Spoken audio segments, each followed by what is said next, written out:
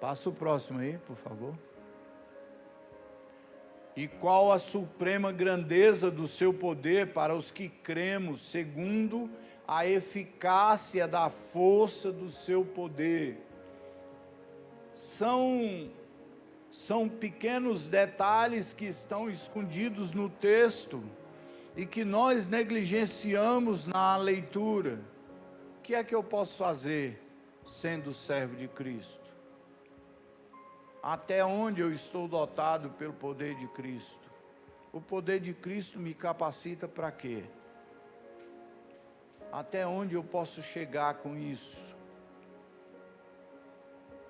O que é que o Senhor me deu além da salvação? Porque é disso que Paulo está falando.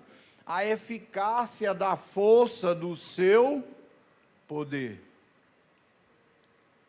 E é por isso, e exatamente por isso, que a igreja, ela vai destacando algumas pessoas e ela considera que essas pessoas receberam mais de Deus do que ela, talvez. Tem muito crente que tem essa visão a respeito de outro crente. Ele recebeu mais, Deus deu para ele mais dons, mas a eficácia do poder de Deus está sobre a igreja, que manifestou em Cristo, ressuscitando-o dentre os mortos e pondo-o à sua direita nos céus, acima de todo o principado, poder, potestade, domínio e de todo nome que se nomeia não só nesse século, mas também no vindouro. Quando olhamos para esse texto, e é muito possivelmente você tenha se esquecido da oração sacerdotal de Cristo. Quando Ele olha para a igreja, Ele olha para você, Ele olha para os discípulos e diz: Pai, eu oro por esses que estão aqui agora. Eu oro por aqueles que o Senhor já me deu.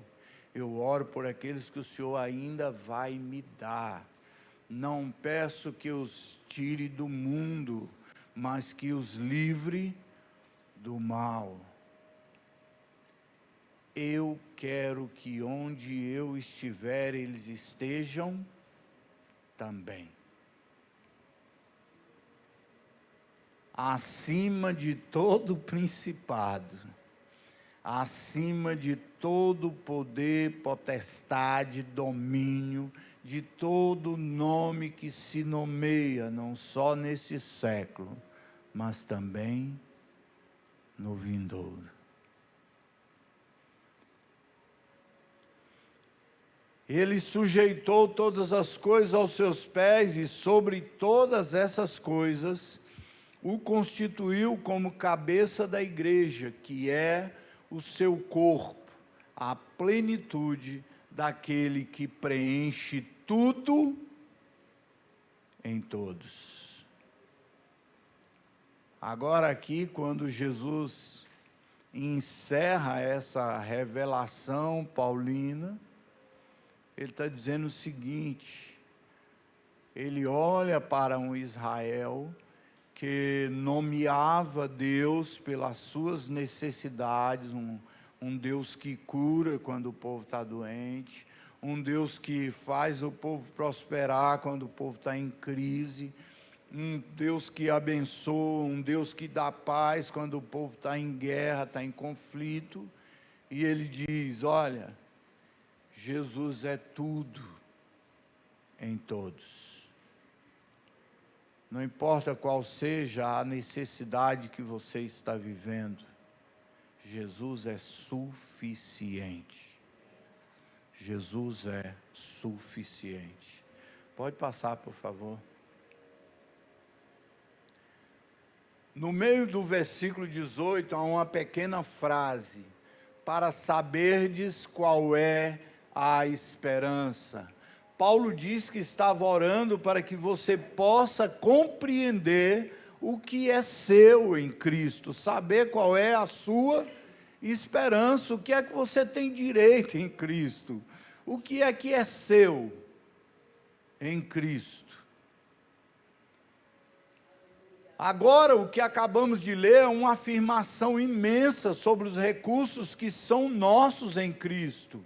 E certamente isso precisa ser acoplado aos versículos 3 e 14.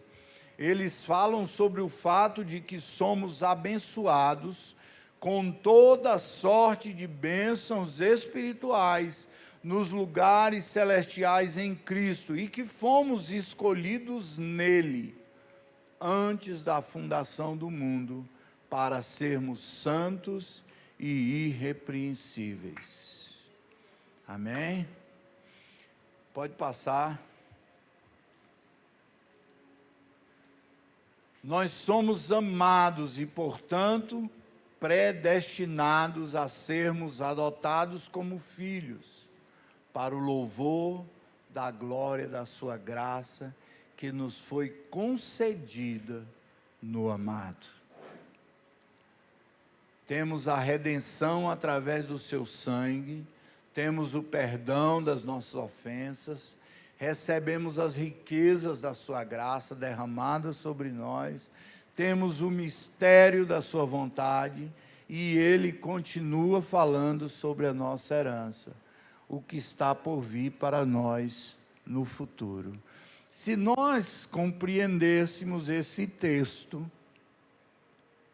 se nós compreendermos esse texto na íntegra, o céu, o futuro, nos parece até algo que nós não vamos considerar, porque nós já vamos viver com Cristo agora, o já. Nós somos imediatistas para o mundo e somos futuristas para Cristo. Nós queremos viver com Cristo no futuro, na glória, mas queremos viver o mundo no momento. O Senhor está nos chamando para viver integralmente com Cristo já. E nós estamos tendo dificuldade de entender essa relação interpessoal entre nós e Cristo. E por que é que nós estamos tendo tanta dificuldade de entender essa relação interpessoal? Bem, no primeiro século se implanta o helenismo, onde a cultura grega traz para o homem que o homem era essencialmente mau. Sendo assim, qualquer coisa que esse homem, que é essencialmente mau, viesse fazer de maldade, estaria plenamente justificado, porque o homem é mau. E aí, some então o helenismo, e começa a se falar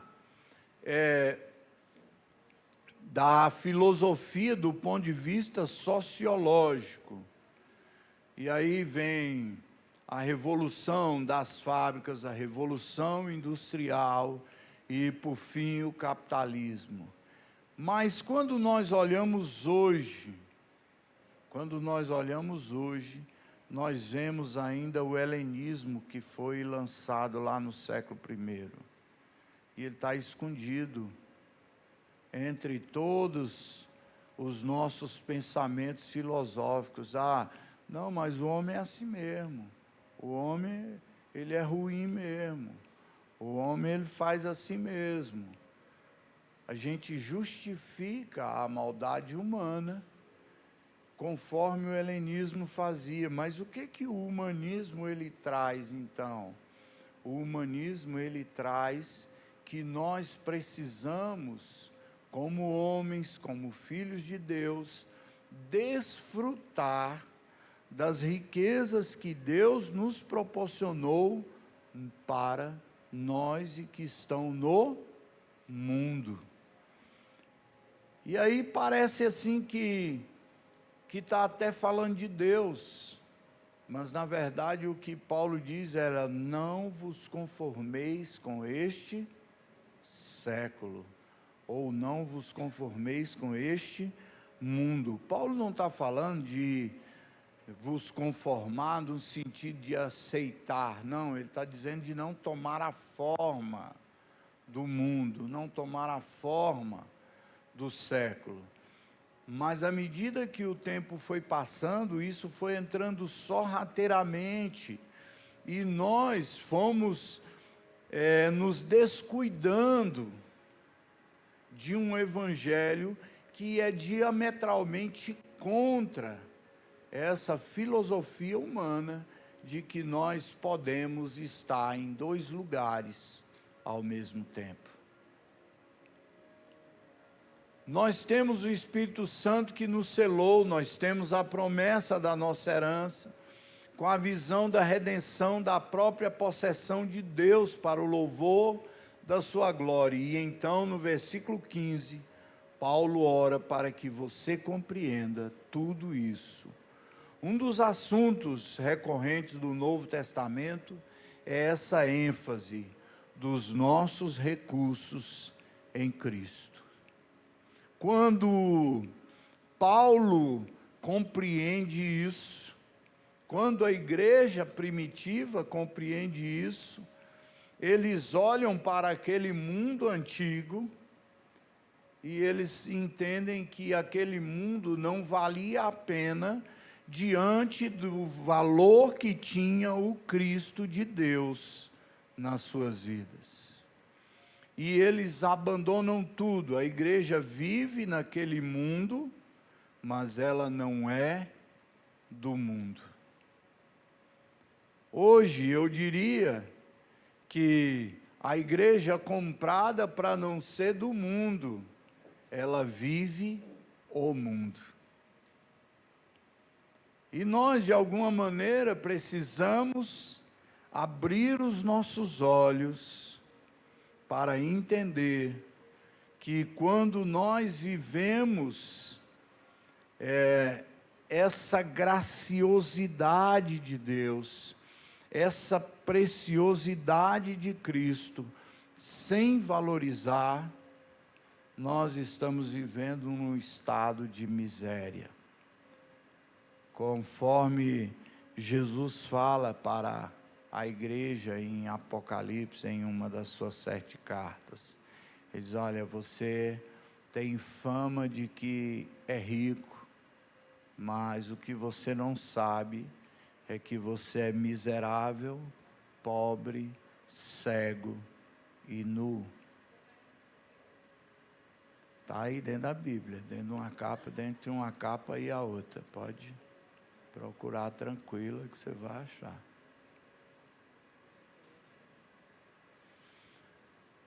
Passa aí o próximo. O Evangelho de João diz que vimos a sua glória como a glória do unigênito do Pai, cheio de graça e de verdade, que todos nós temos recebido da sua plenitude e a graça sobre graça. 1:14-16. Que declaração incrível! Isso é do texto de João, tá, irmãos? No Evangelho. Cristo é a plenitude da graça e da verdade de Deus, e nós temos recebido da sua plenitude. Em João, no capítulo 7, verso 37, Jesus se revela como a água espiritual que sacia toda a alma sedenta. E hoje, nós olhamos para nós, quando nos encontramos em crise, quando nós nos encontramos em crise existencial, quando nós nos encontramos em crise de solidão, quando nós nos encontramos com problemas humanitários, a última pessoa a quem a gente recorre é Jesus. Mas a grande verdade do Evangelho é que Jesus, ele é tudo em todos. Ele é a água espiritual para toda a alma sedenta. João 15,5, ele diz: sem mim nada podeis fazer. Em Filipenses 4,13, Paulo diz: eu posso todas as coisas naquele que me fortalece. Ele está dizendo, em Cristo que me fortalece. Em Romanos 13,14, nós somos instados a nos revestir do Senhor Jesus Cristo, para termos uma vida vitoriosa sobre o pecado. Agora, amados, que nós vamos passeando por esses textos, nós precisamos olhar para qual é o valor agregado do sacrifício de Cristo na cruz do Calvário. Não para o valor dele sobre a igreja universal, que a gente sempre tem esse olhar de um Cristo que morre por uma igreja universal, mas do Cristo que morreu por mim. O que isso tem a ver comigo? Onde é que eu entro nisso aí? Até quando que eu entendi disso aí? Até quando que eu estou vivendo as riquezas de Deus? Em até que grau eu estou desfrutando das benesses e das promessas do reino? Em até que número eu estou vivendo a plenitude de Deus aqui na terra? Ou quanto é que nós aqui reunidos nessa noite podemos trazer o céu aqui para o meio de nós? Porque todas essas promessas dizem respeito a um céu que pode ser palpável para aqueles que foram resgatados pela força do seu poder. Ele não está falando de um céu distante, de algo intocável, de algo inimaginável, de algo que nós não podemos compreender. Mas Paulo está tentando nos chamar para a compreensão de uma realidade presente, que é a realidade do sacrifício de Cristo sobre nós. Pode passar. Mas a pergunta fundamental é: onde está a sua cama? E por que essa pergunta?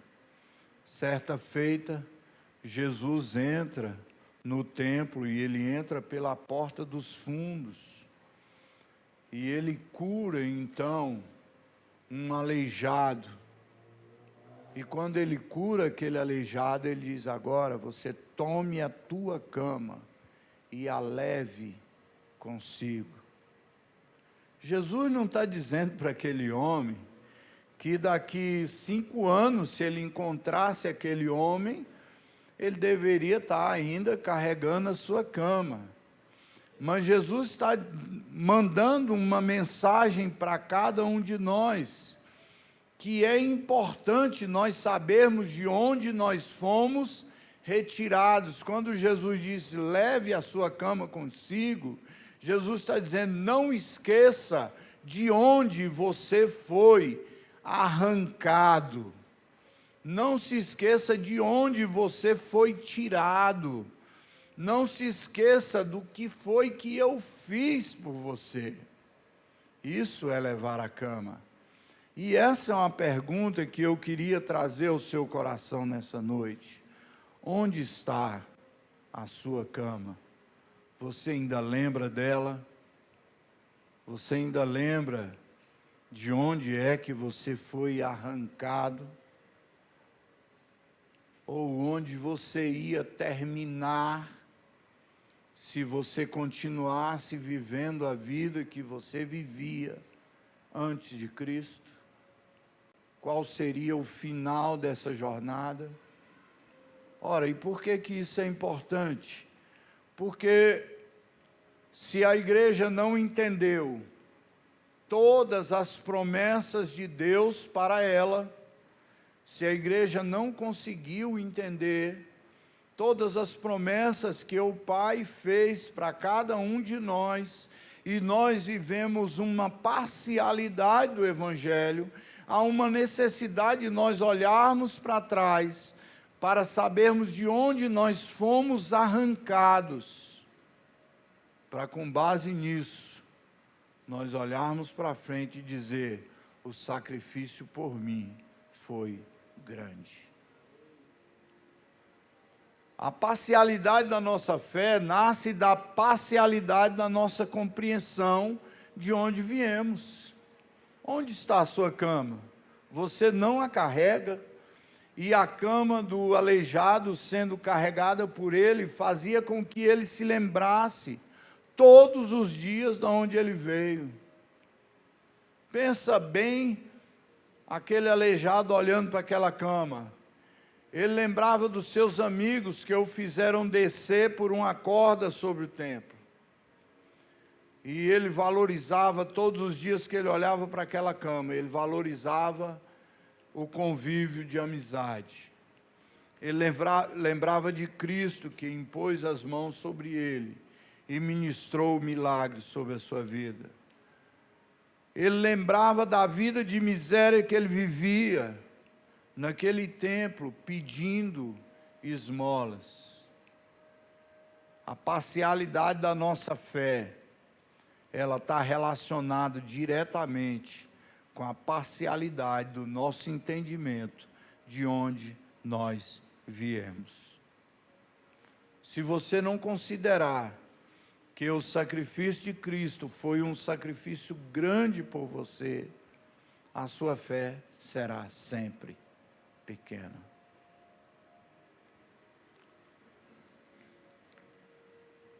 Por isso Cristo ordena, toma o teu leito e leva consigo. É como se Cristo nos chamasse a uma reflexão importante. Essa reflexão se baseia em duas lembranças: onde eu estava sem Cristo e onde eu terminaria sem Ele. Eu queria que você só por um minuto fechasse os seus olhos e fizesse essa reflexão a respeito de você próprio. Onde você estava sem Cristo e onde você terminaria sem Ele.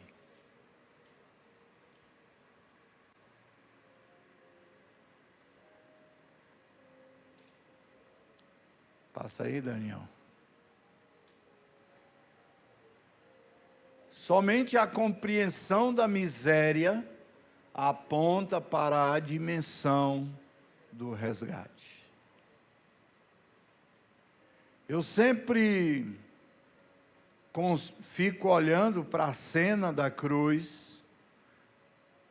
Pedro não está lá, Natanael não está lá, Tiago não está lá, Mateus não está lá, mas João está lá.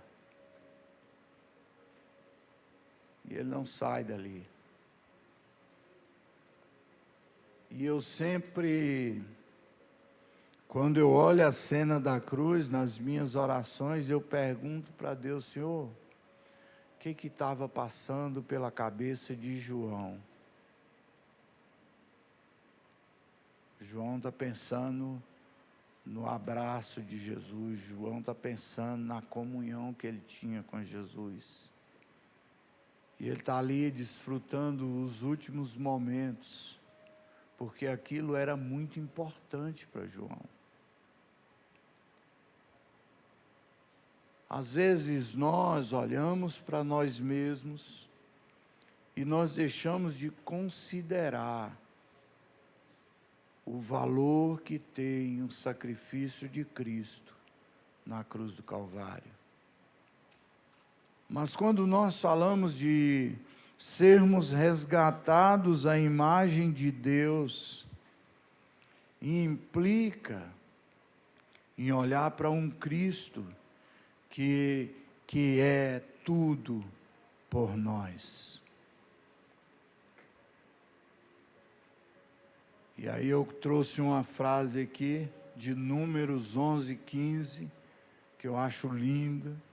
Se assim me tratas, mata-me de uma vez, eu te peço. Se tenho achado favor aos teus olhos, não me deixes ver a minha miséria. A ideia de não querer me lembrar onde saí, menospreza ou desvaloriza onde eu estou agora. Às vezes eu nem me lembro mais.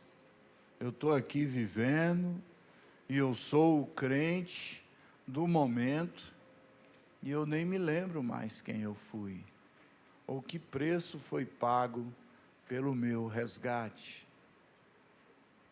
E se for me apresentada a minha miséria, eu prefiro às vezes morrer do que ter a minha miséria apresentada. Essa ideia, inclusive, ela vai de encontro à necessidade de restauração individual, onde nós desenvolvemos uma mentalidade que nós não somos restaurados, porque nós não nos expomos àquele a quem nós ferimos. Nós não nos colocamos diante dele. E nós não nos expomos diante de Deus a quem nós ferimos. Nós não vamos lá para dizer: Pai, eu sei que isso aí não foi legal. Eu sei que isso aí não é o que o Senhor esperava de mim. E por que que nós estamos vivendo então essa parcialidade? Porque nós não entendemos ainda o valor do resgate. Neemias 2,17, então lhe diz: estás vendo a miséria em que estamos, Jerusalém assolada, as suas portas queimadas. Vinde, pois, edifiquemos os muros de Jerusalém e deixemos de ser opróbrio. Essa é, sem dúvida, um texto-chave para nós entendermos. E eu costumo dizer que esse texto de Neemias, ele caracteriza o início da igreja, porque Esdras e Neemias reúnem todo Israel, e eles fazem ali um tablado um pouco mais alto, como se fosse um púlpito, e leem o livro da lei para o povo, com o intuito de que o povo, ouvindo a palavra, o povo se arrependa. E são dias e dias lendo a lei. Mas o que Neemias fala é uma chave para a nossa vida. Ele diz: olha, estás vendo a miséria em que estamos, Jerusalém assolada. O que é Jerusalém para essa nação? Jerusalém é o lugar da adoração, é o altar da adoração. O lugar da adoração está assolado, não tem mais adoração. Neemias diz: olha, nós estamos vivendo miséria, porque não tem mais adoração. E aí ele diz: as portas estão queimadas. Talvez você tenha se esquecido de quando Salomão recebe o governo de Israel, e o seu pai lhe deixa toda aquela riqueza e diz para ele: olha, Salomão, você vai buscar em Hadadezer um homem chamado Urias, ele é um artífice em bronze, para fazer as portas e as colunas do templo de Deus. E aquelas portas, elas eram tão maravilhosas que da onde o sol nascesse, ele refletia nas portas do templo. E de qualquer posição que o viajante estivesse caminhando, o reflexo do templo alcançava ele, e ele sabia onde estava Jerusalém. E agora Neemias diz: as portas estão queimadas, qualquer um pode entrar, e ninguém terá uma referência. E mais ainda Neemias diz: os muros foram derribados. Eu não sei se você já teve a curiosidade, eu já recomendei essa leitura aqui algumas vezes, do Salmo de número 89, lá a partir do verso 20, o Senhor fala: mas, se os seus filhos deixarem a minha lei e transgredirem os meus mandamentos, eu os castigarei com vara, mas não retirarei deles completamente a minha misericórdia, mas retirarei os muros que os cercam. E agora Neemias está falando: os muros estão derribados. Quando nós olhamos para essa chave e olhamos para o Estado de Israel, a gente consegue entender perfeitamente, mas eu quero convidar você a trazer essa chave para a sua vida, enquanto igreja. Neemias diz: olha o estado de miséria em que estamos. Nós perdemos a adoração. Perdemos a adoração. As portas estão queimadas. Eu, quando estava meditando nesse texto, eu considerei, se fosse num passado bem próximo, eu diria que as portas queimadas representavam uma realidade midiática, como a TV. Ela entrou e nós não tivemos as portas fechadas. E quando eu digo não tivemos as portas fechadas, não é que nós não devíamos assistir TV, mas que nós devíamos fechar as portas para algumas realidades que ela colocou dentro da nossa casa. Mas as portas estavam queimadas. Então, ela colocou o que ela quis, depois as redes sociais, e depois a internet, e depois outras realidades, porque as portas estão queimadas. E ele diz: e os muros estão destruídos. A nossa família está desguarnecida. Nossa família está à mercê do mundo externo, porque os muros estão destruídos. Quando os muros estão destruídos, a nossa família pode ser atacada por qualquer adversário. E aí Neemias diz: nós estamos num estado de miséria. Esse olhar de Neemias talvez seja o olhar que falta para a igreja, para verificar como está cercada a sua casa, como está cercado o seu contexto familiar. Passa aí para mim, Daniel. A avaliação de Neemias avalia o estado de miséria de Jerusalém a partir de 3 pontos: Jerusalém assolada, portas queimadas, muro derribado. Jerusalém era o lugar da adoração, o lugar onde a graça e o favor de Deus são derramados. Neemias faz a leitura necessária para os judeus, mas agora é a nossa vez. Nós precisamos guardar o lugar da adoração imaculado, porque se o altar está assolado, nós estamos impossibilitados de adorar.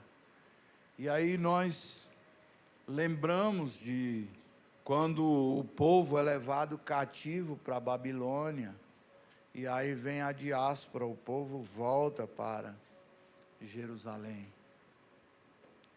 E aí eles contam, quando estávamos no deslocamento, aqueles que nos fizeram escravos nos pediam: cantai para nós um daqueles belos cânticos de Sião. Porque vocês penduraram as vossas harpas e os vossos saltérios? E nós dizemos: como vamos adorar se nós somos escravos? Nós não podemos adorar se somos escravos. Então, o altar da adoração, ele está comprometido pela nossa escravidão. Nós precisamos de liberdade para adorar. Neemias faz a leitura.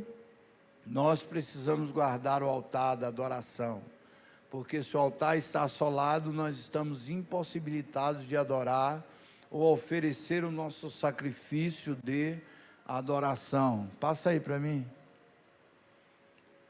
Como é que isso acontece? Nós somos conduzidos ao cativeiro. Enquanto estamos no cativeiro, nosso adversário ataca o nosso altar. Ele ataca a nossa fé. Cativos, o adversário queima as portas da nossa cidade. Talvez isso pareça estranho, mas eu vou trazendo aqui algumas referências para você. Arão traz de Moisés uma recomendação àquele povo: olha, nós vamos construir cidades de refúgio. E o que eram as cidades de refúgio?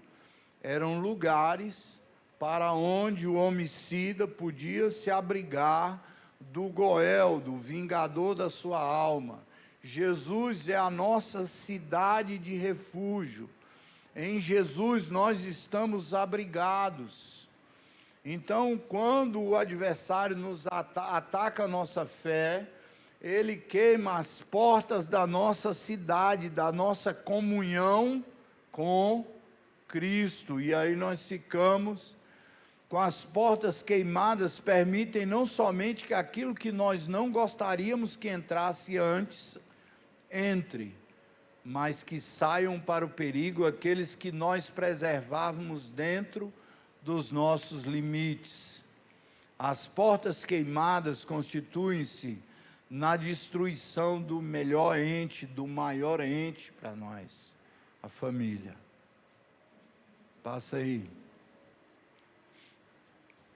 Sem fé, sem adoração e sem a instituição família preservada, a sociedade derriba os muros e agora os ataques não são apenas pelas portas ou contra os chefes das famílias. Sem muros, os ataques vêm de todos os lados e atingem os menos favorecidos, os mais fragilizados. Vendo isso, Neemias diz: isso é a completa miséria. Uma vida sem conexão com o céu, uma casa onde o mal atinge os pais, porque as portas estão queimadas. Uma sociedade onde os ataques contra a família já vêm de todos os lados e atinge desde o menor até o maior. Esse é o estado de completa miséria. Agora me diga você, é isso que nós estamos vivendo hoje ou não? Passa aí. O coração de Deus se comove de tudo isso, e Ele emprega o seu coração sobre a nossa miséria. Misericórdia é miseris cardes. Misérias é de miséria e cardes é de coração. Então é o coração de Deus sobre a nossa miséria. Isso é misericórdia. Agora, friamente, diante das duas realidades, sim, porque embora andemos por uma realidade de fé, que é a verdade, nós não podemos ser omissos ou descuidados com aqueles que vivem outra realidade, as pessoas que estão no mundo. traçada por humanistas, e o contraponto das duas realidades está em Romanos 1, do verso 18 ao 32. Passa aí para o próximo. Deixa eu ver se eu puxei o texto. Vamos ler esse. Romanos 1, 18 ao 32. Achei que eu tinha colocado o texto aí.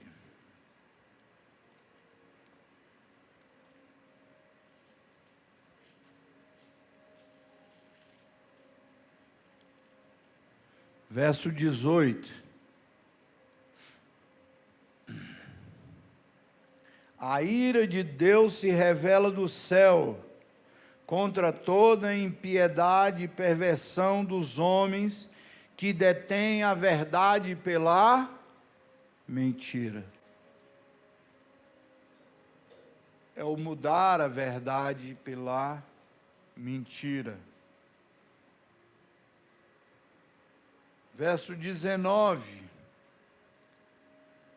Porquanto o que de Deus se pode conhecer, manifesto entre eles, porque Deus lhes manifestou, porque os atributos invisíveis de Deus, assim o seu eterno poder, como também a sua própria divindade, claramente se reconhecem, desde o princípio do mundo, sendo percebidos por meio das coisas que foram criadas. Tais homens são, por isso, indesculpáveis. O que Paulo está dizendo? Paulo está dizendo que essas verdades que nós estamos expondo aqui, elas estão expostas para o mundo inteiro. Ninguém precisa ver o conceito familiar ser destruído. Ninguém precisa ver o conceito familiar ser lançado às traças e sequer orar para que essa realidade mude. Nós podemos mudar essa realidade. E há uma responsabilidade da igreja, mas o que Paulo está dizendo é que também há uma responsabilidade do indivíduo que está lá fora e que mudou a verdade de Deus em mentira. E quando é que isso acontece? Perguntado a Cristo sobre a verdade de Deus e as mentiras do mundo, o que é que Jesus tinha que fazer sobre aquilo? E Jesus diz: porquanto não creram na minha verdade, farei com que creiam na própria mentira. Toda vez que a gente se aparta da verdade de Deus, a mentira parece para nós uma verdade absoluta. A gente tem esse olhar de que a mentira é uma verdade absoluta. O mundo tem esse entendimento, o mundo tem essa compreensão de que a mentira é uma verdade absoluta. E aí Paulo continua, no 21, porquanto, tendo conhecimento de Deus, não o glorificaram como Deus, nem lhe deram graça, antes se tornaram nulos em seus próprios raciocínios, obscurecendo-lhes o coração insensato. Eu trouxe essa versão aqui, que é a Ara, né? Porque eu gosto desse termo que tem na Ara. Tornaram os seus corações nulos. Eu gosto muito dessa expressão, porque eu quero trazer uma ilustração para você. Quantas vezes nós ouvimos: não tem nenhuma necessidade de eu ir para a igreja, nenhuma, eu já acredito em Deus, eu já faço minhas coisas tudo certo. E qual é a verdade de Deus? É que Deus, olhando do céu, na terra não viu um justo sequer, e se alegrou de saber que por seu próprio braço viria a salvação. Quando eu considero que eu sou suficiente para resolver o meu problema espiritual, eu torno a verdade de Deus em mentira. Eu torno nula aquilo que o Senhor falou a respeito da minha necessidade. E a necessidade do homem é o reconhecimento do seu estado de miséria, para que por meio do seu estado de miséria ele possa verificar a grandeza de Deus. 22, ele diz: inculcando-se por sábios, tornaram-se loucos, e mataram e mudaram a glória de Deus incorruptível, em semelhança da imagem de homens corruptíveis, bem como de grandes aves, quadrúpedes e répteis. A gente não pode passar por esses textos sem prestar atenção neles. Quando nós olhamos a gama de religiosidade que nós temos, porque a gente lê lá o texto de Paulo no Areópago, né? Onde ele vai passando por um corredor com aquela infinidade de imagens de deuses, né? Os deuses do Olimpo, os deuses pagãos, os deuses do próprio Areópago, Diana dos Efésios. E Paulo vai olhando e fala: rapaz, como é que eu vou pregar para esse povo aqui no meio de tanta idolatria? E aí de repente ele olha e vê lá um altar que está vazio. E aí ele fala: achei. Ele falou: olha, eu vi que vocês são muito cuidadosos em preservar a fé, e que fizeram imagens para todos os deuses existentes. E eu vi que no cuidado de vocês, vocês deixaram ali um altar vazio. E é para o Deus daquele altar vazio que eu vim anunciar o Evangelho a vocês. Porque o altar vazio é do Deus Todo-Poderoso, maior do que todos os outros deuses. Ele é tão grande que ele nem cabe naquele altar, por isso vocês não colocaram ele ali. E Paulo então aproveita essa deixa para trazer o Evangelho àqueles homens. Mas agora, quando nós olhamos para essa verdade que tornou homens deuses, nós nos preocupamos com a gama de fé que nós temos hoje, não no Areópago.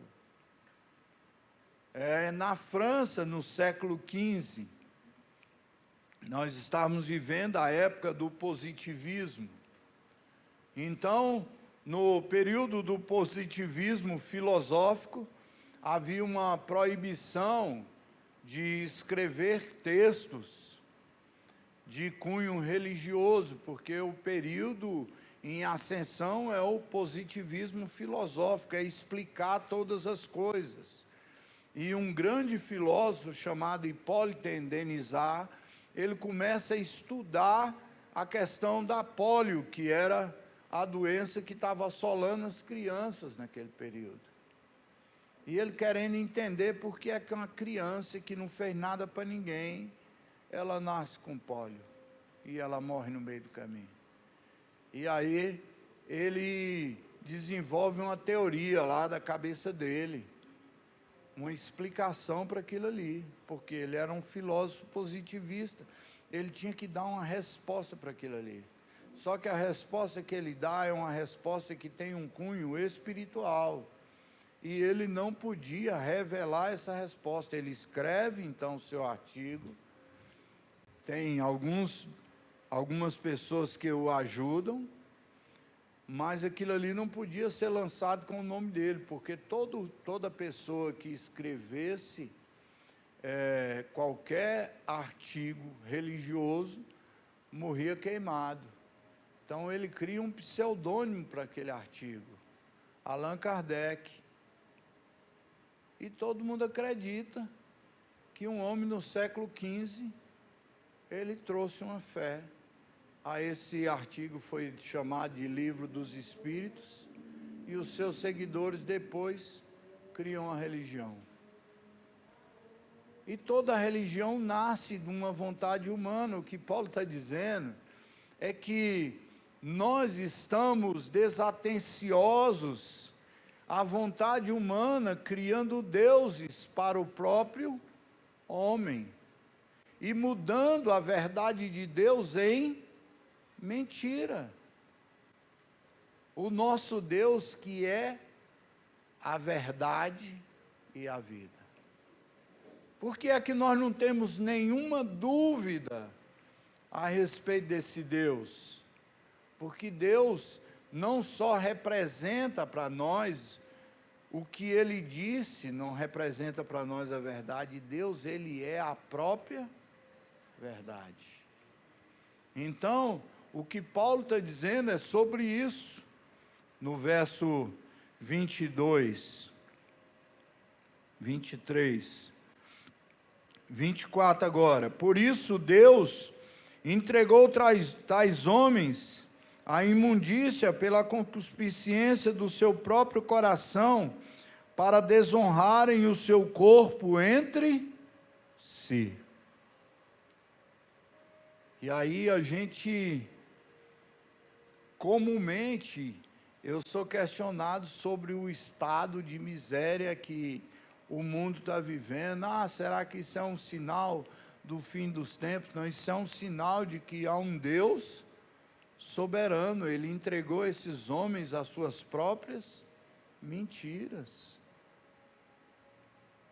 Mas esse olhar, ele tem que nos trazer mais para perto de Deus, e também nos trazer a preocupação com o mundo que jaz no maligno. Verso 25, porque eles mudaram a verdade de Deus em mentira, adorando e servindo a criatura, em lugar do Criador, o qual é bendito eternamente. Amém. E aí o texto vai até o verso 32. Eu não vou ler tudo. A verdade absoluta do universo, que é a palavra daquele que é a verdade, nos apresenta a situação real e atualíssima de um mundo caído, que olha para si e vive para si. Essa investida já está descrita e relatada, para que nós não nos enganemos. Tudo bem, a igreja foi comprada por Cristo Jesus, o mundo jaz no maligno, mas a pergunta é: o que essa igreja comprada por Jesus está fazendo para mudar a realidade do mundo? Ou para levar um altar de adoração para fora das paredes da igreja?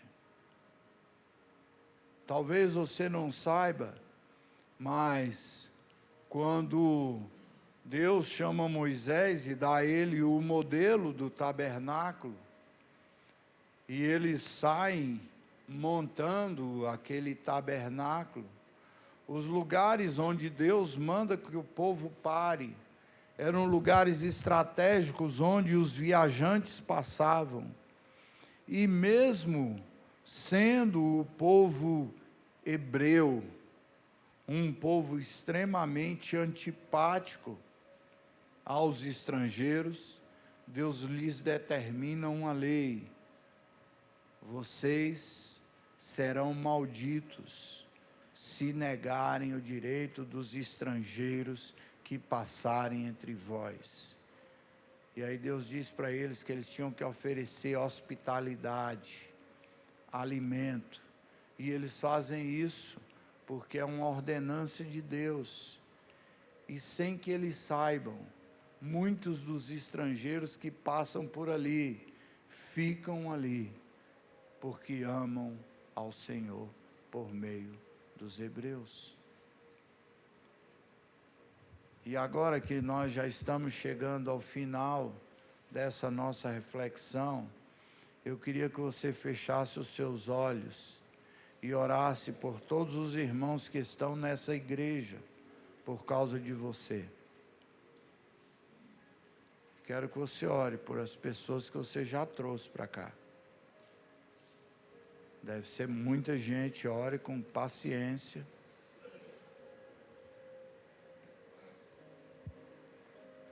Passa aí, Vinícius.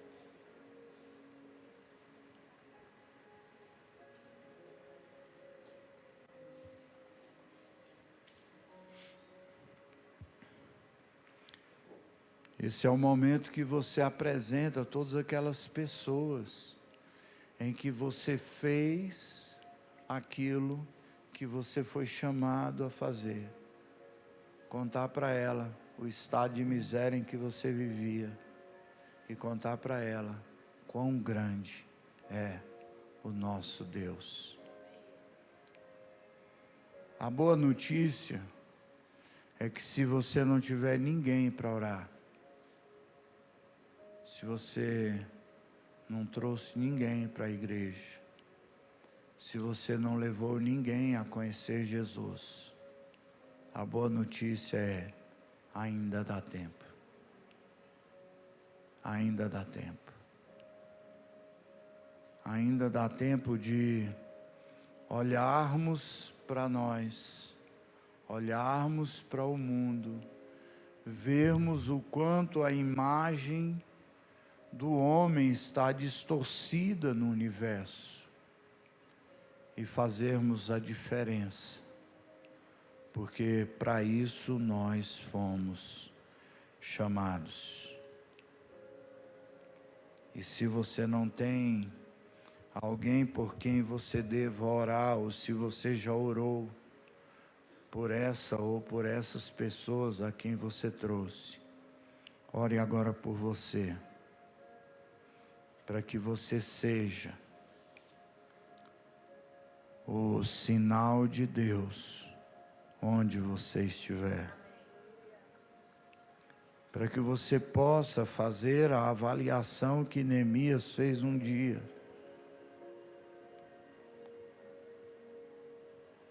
Eu não sei se você sabe, mas quando Neemias faz essa avaliação, ele está no palácio do rei, ele está vivendo uma vida de tranquilidade, ele está sendo bem atendido pelo rei, ele está comendo bem, ele está dormindo bem, mas ele não consegue deixar de pensar no estado de miséria em que se encontra a sua nação. Tem que queimar o nosso coração, tem que arder o nosso coração, porque ardeu o coração de Deus.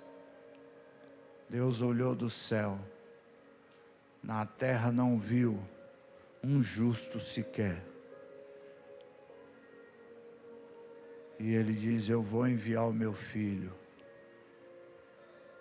para mudar a realidade do mundo.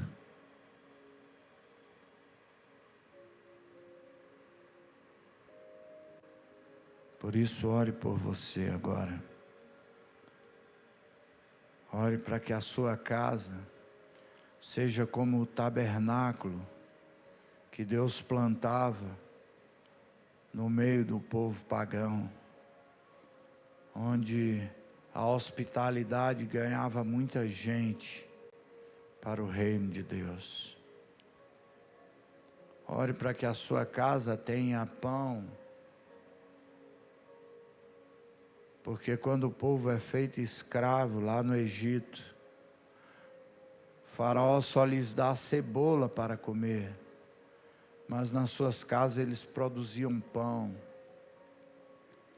E o pão do povo hebreu faz com que na hora que eles saiam do Egito, muitos egípcios os acompanhem por amor a Cristo.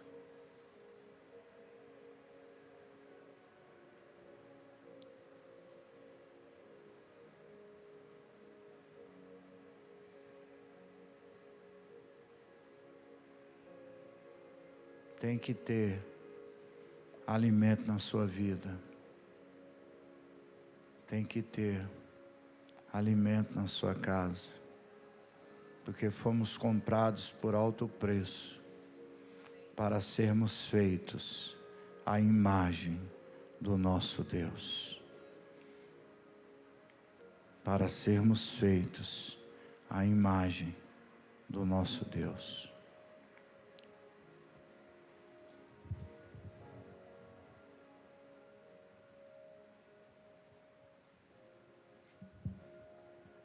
Ainda com a cabeça baixa, queridos, estamos encerrando, mas é muito importante que nós possamos, nessa reflexão final, ter essa palavra dentro dos nossos corações. É muito importante que percebamos essa profundidade que foi ministrado em nós, o quanto é importante olhar para aquilo que nós fomos no passado, como isso nos coloca numa condição de humildade, como é importante olhar e ter uma reflexão a respeito da nossa miséria e da atual miséria, porque nós somos tão carecedores da misericórdia e da bondade do Senhor. Pai, nós reconhecemos que nós só temos mais porque o Senhor é bom. Nós reconhecemos que só hoje vivemos numa condição melhor porque o Senhor nos alcançou. Nós reconhecemos que tudo veio do Senhor, tudo vem do Senhor. E toda a nossa suficiência hoje está no Senhor. Nós reconhecemos que vivemos dependentes do Senhor, porque somos tão pequenos diante da Tua grandeza e da Tua soberania, da Tua majestade. Pai, hoje nós estamos aqui e temos essa reflexão diante de Ti a respeito da nossa miséria, Senhor, da nossa fragilidade, das nossas fraquezas. Senhor, não nos deixe nos tornar tão altivos de não perceber que o Senhor é tudo, que o Senhor é tudo, e que da onde nós viemos, muitos ainda estão, que nós possamos também ter corações compassivos, misericordiosos, corações de bondade, corações que buscam realmente ajudar o próximo. Senhor, seja latente em nós, Senhor, seja latente em nós de onde o Senhor nos tirou.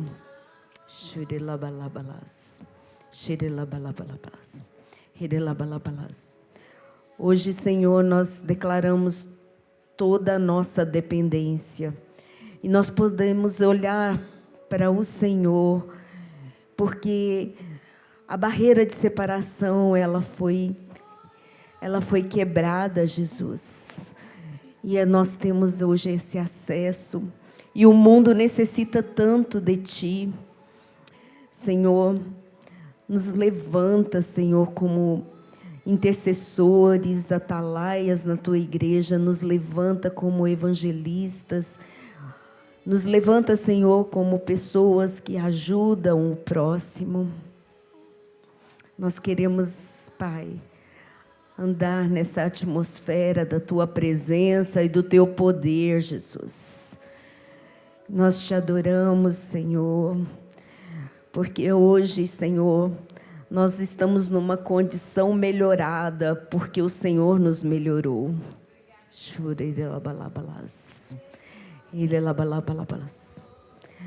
Eu sinto, queridos, que nós podemos adorar o Senhor.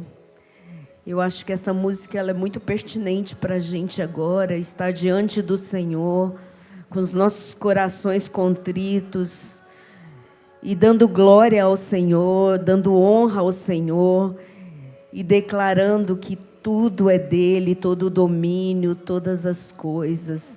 E que nós estamos aqui com as nossas mãos estendidas como instrumento dele. Nós queremos ser instrumentos desse nosso poderoso Deus, desse nosso poderoso Senhor, poderoso Jesus, poderoso Jesus. Aleluia. Aleluia. A nossa alma sempre vai ser necessitada do Senhor.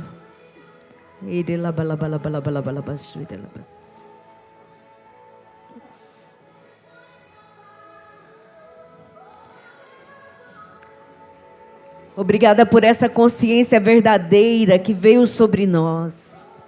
Poderoso Senhor. Aleluia.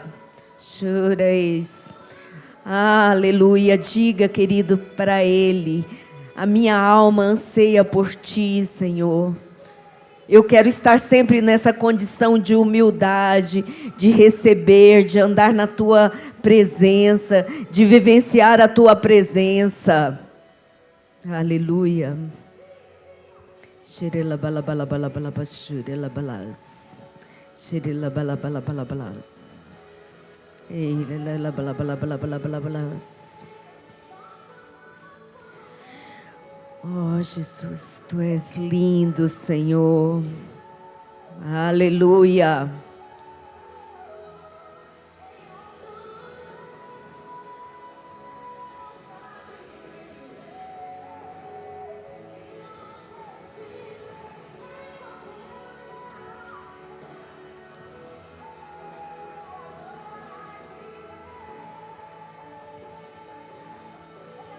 Enche os nossos corações com a Tua presença, Senhor. Transborda a Tua presença em nós, Jesus. Ele balabalabaxura labalas. Ele labalabalabalas. Ele labalabalabalabas. Ora labaxura labas.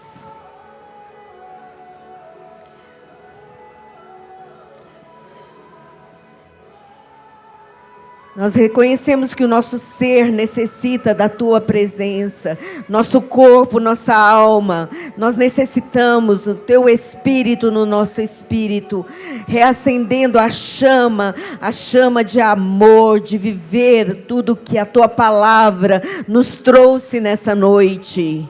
Ora labaxere labalabalabas. Aleluia. Labalabashura labas. Labalabalabalabalash. Labalabashura labas.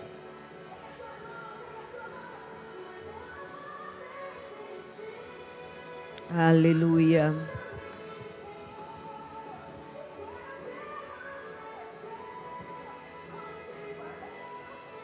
Até o fim, Jesus, até o fim. Aleluia.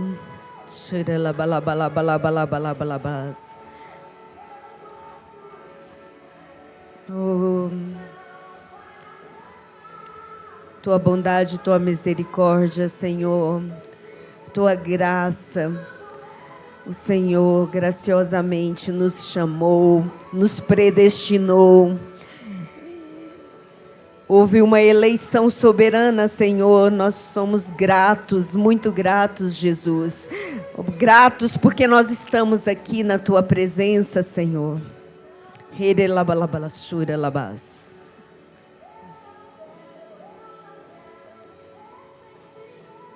Aleluia.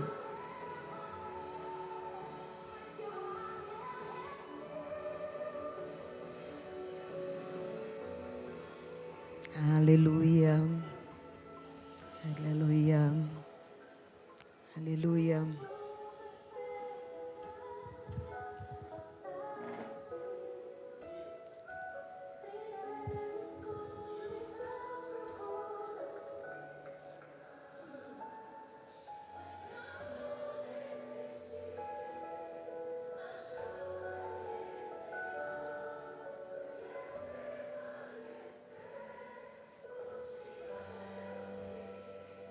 Aleluia.